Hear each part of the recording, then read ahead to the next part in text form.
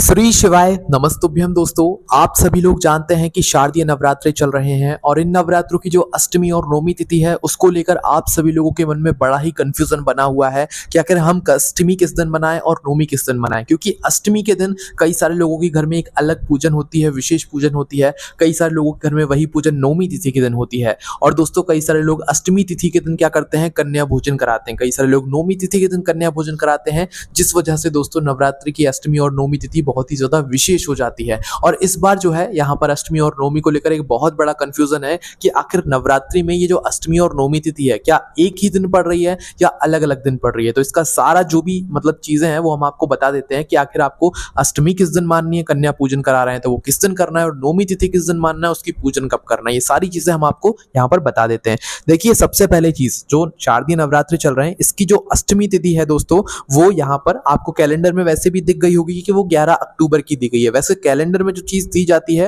वो बहुत सोच समझ के दी जाती है, इसलिए कैलेंडर की बात जो है सच होती है ना। पर जब भी हम आपको बता देते हैं कि नवरात्रि की जो अष्टमी तिथि है वो दोस्तों 10 अक्टूबर से शुरू होगी। किस दिन से? 10 अक्टूबर को दोपहर 12:33 से शुरू होगी। मतलब 10 अक्टूबर को दोपहर से अष्टमी तिथि शुरू हो जाएगी, जो कि अगले दिन 11 अक्टूबर को शुक्रवार को दोपहर 12:07 तक रहेगी। अब यहाँ पर अगर उदया तिथि के अनुसार देखें, हमारे पुराणों के हिसाब से देखें तो भाई 11 अक्टूबर के दिन ही यहाँ पर अष्टमी तिथि मान्य रहेगी, है ना। समझ गए ये बात। और कन्या पूजन अगर आप अष्टमी तिथि का कर रहे हैं तो 11 अक्टूबर के दिन ही आप लोगों को करना होगा। इसके बाद में 11 अक्टूबर के दिन जो है अगर आप लोगों के घर में अष्टमी तिथि की पूजन होती है, पूरे परिवार की विशेष पूजन होती है, तो वो आप लोग रात्रि में कर सकते हैं, कोई दिक्कत वाली बात नहीं है। 11 अक्टूबर के दिन अष्टमी तिथि मान्य रहेगी। ये बात आपको समझ आ गई। अब हम बात करते हैं नवमी तिथि के बारे में।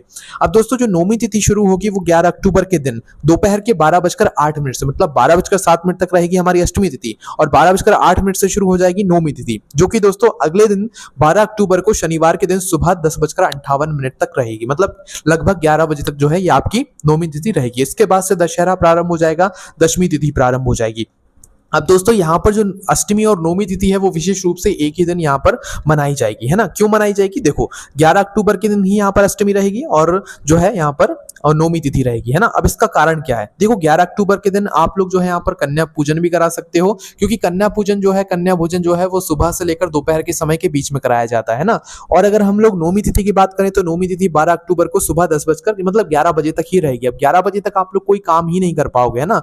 और उसके बाद में फिर दशमी तिथि शुरू हो जाएगी। बाकी आपका मन है कि अगर आपको अष्टमी तिथि 11 अक्टूबर के दिन माननी है तो आप उस दिन भी मान सकते हो, और 12 अक्टूबर के दिन माननी है तो उस दिन भी मान सकते हो। पूजन जो है वो रात्रि में होती है, इसलिए अगर आपके घर में अष्टमी की पूजन होती है तो वो भी आप 11 अक्टूबर के दिन कर सकते हो, और नवमी की पूजन होती है तो वो भी आप 12 अक्टूबर के दिन कर सकते हो ना। और अगर आप लोग कन्या पूजन कर रहे हो अष्टमी के दिन या नवमी के दिन तो वो भी आप 11 अक्टूबर के दिन कर सकते हो। अगर आप 12 अक्टूबर के दिन नवमी तिथि के दिन कन्या पूजन कर रहे हो तो सुबह 11 बजे से पहले पहले अगर आप कर सको तो भाई कर लेना, वो ज्यादा सही रहेगा। और 11 अक्टूबर के दिन अगर आप लोग कन्या पूजन कर रहे हो, कन्या भोजन करवा रहे हो, तो वो आप लोग अष्टमी का भी उसी दिन करा सकते हो, नवमी का भी उसी दिन करा सकते हो ना। आप जैसा करते हो वैसा कराना है। और अगर आप लोग को ये बात भी समझ नहीं आती है तो आपके घर के आसपास जैसे सभी लोग मान रहे हो अष्टमी तिथि किस दिन मान रहे हैं, नवमी तिथि किस दिन मान रहे हैं, आप उस हिसाब से जो है अपनी अष्टमी और नवमी को मान सकते हैं। तो ये सारी चीजें हमने आपको बता। बाकी इसके अलावा अगर आपके मन में कोई भी प्रश्न है तो उसे हमसे कमेंट करके पूछ सकते हैं। ओम नमः शिवाय, जय भोलेबाबा, श्री शिवाय, नमस्तुभ्यम।